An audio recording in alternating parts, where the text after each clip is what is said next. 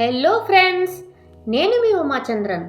ఈరోజు మనం వచ్చాం ప్రపంచంలోనే అతి పురాతన నగరాలలో ఒకటైన మదురై పట్టణానికి.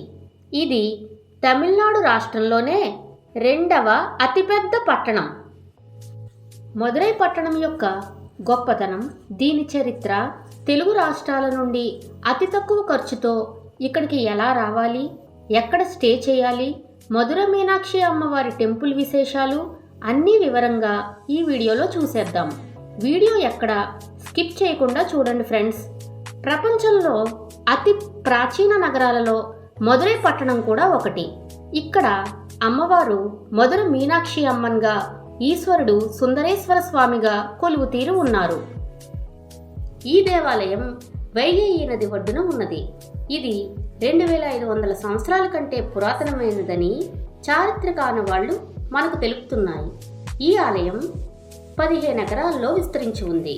ఈ ఆలయంలో మొత్తం 14 గోపురాలు ఉన్నాయి.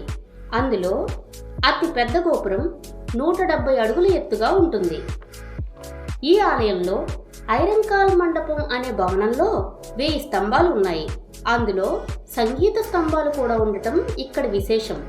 ఈ మదురై పట్టణం తమిళనాడు రాష్ట్ర సంస్కృతి, కళలు, సాంప్రదాయ వారసత్వాలు మొదలైన వాటికి నిలయంగా ఉంటుంది. మదురై పట్టణం అనేక రాజవంశాల పాలనను చూసింది.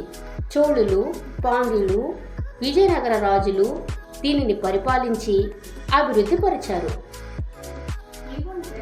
ఇది మెయిన్ ఎంట్రన్స్. ఇది ఈస్ట్ గోపురం అంటారు. ఇక్కడ మొబైల్ ఫోన్స్ అస్సలు ఎలా చేయరు. చెకింగ్ చాలా స్ట్రిక్ట్గా ఉంటుంది. ఇక్కడ టెంపుల్ 12:30 క్లోజ్ చేసి ఈవినింగ్ మళ్ళీ 4 ఓపెన్ చేస్తారు. సో దానిని బట్టి మీరు డే ప్లాన్ చేసుకోండి. ఒక్కరోజే ఉండి వెళ్ళిపోదాం అనుకునే వాళ్ళు ఈ టైమింగ్స్ని ఖచ్చితంగా దృష్టిలో పెట్టుకోండి ఫ్రెండ్స్. ఇదిగోండి ఫ్రెండ్స్, ఇప్పుడు టైం ఎగ్జాక్ట్ 6 అయింది. ఉదయాన్నే మనం దర్శనానికి వచ్చాం. ఇక్కడ మనకి గజరాజ్ ఎదురయ్యాడు. వీడు దేవస్థానం ఎందు. ఇక్కడ వీడు ప్రతిరోజు పొద్దున్న నీట్గా స్నానం చేసి బొట్లు పెట్టుకుని ఆలయం చుట్టూ ప్రదక్షిణ చేసి స్వామివారికి, అమ్మవారికి సేవ చేస్తాడు. వీడికి మనం డబ్బులు ఇస్తే ఆశీర్వదిస్తాడు. వీడు చాలా బుద్ధిమంతుడు అని మాగుటి వాళ్ళు చెప్పారు. ఇక్కడ మీరు ఆలయం చుట్టూ ప్రదక్షిణ చేయడం చూడవచ్చు. నేను ఇక్కడ 2 డేస్ ఉన్నాను. మొత్తం 3 సార్లు దర్శనం చేసుకున్నాను. మీరు ఇప్పుడు చూసేది నార్త్ గోపురం. మీరు ఇక్కడికి వస్తే నార్త్ గోపురాన్ని ఎంచుకోండి ఫ్రెండ్స్.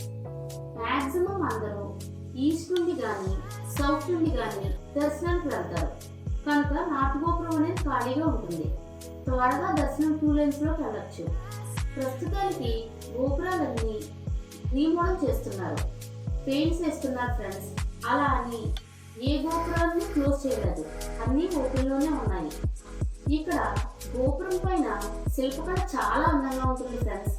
చాలా దగ్గరగా కొన్ని వేల బొమ్మల్ని ఒకే గోపురం మీద చెక్కడం మీరు ఇక్కడ చూడవచ్చు. ఈ నార్త్ గోపురం దగ్గరలోనే రూమ్స్ అవైలబుల్గా ఉంటాయి. ఇప్పుడు మీరు చూస్తున్నది మా రూమ్ మేడపై నుండి నేను తీస్తున్న వీడియో. ఇక్కడ నుండి టెంపుల్ చాలా అందంగా కనిపిస్తుంది. చూసారా ఫ్రెండ్స్, ఇక్కడ నుండి టెంపుల్ ఎంత అందంగా కనిపిస్తుందో. ఇక్కడ మీకు రూమ్స్ 300 నుండే అవైలబుల్గా ఉంటాయి. అవి ఖాళీగా లేవని నేను 500 రూమ్ తీసుకున్నాను. తెలుగు రాష్ట్రాల నుండి మదురైకి ట్రైన్స్ అవైలబుల్గా ఉన్నాయి.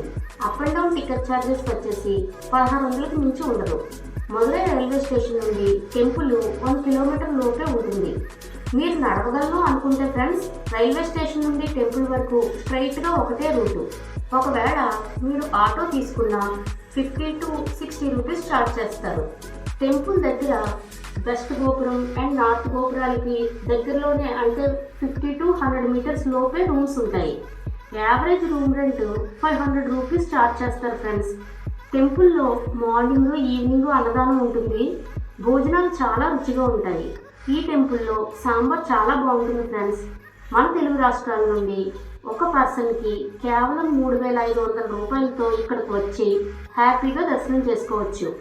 ఈ వీడియో మీకు నచ్చినట్లయితే వీడియోని లైక్ చేసి నా ఛానల్ సబ్స్క్రైబ్ చేసి మీ ఫ్రెండ్స్కి షేర్ చేయండి ఫ్రెండ్స్. ఇట్లు మీ ఉమాచంద్రన్.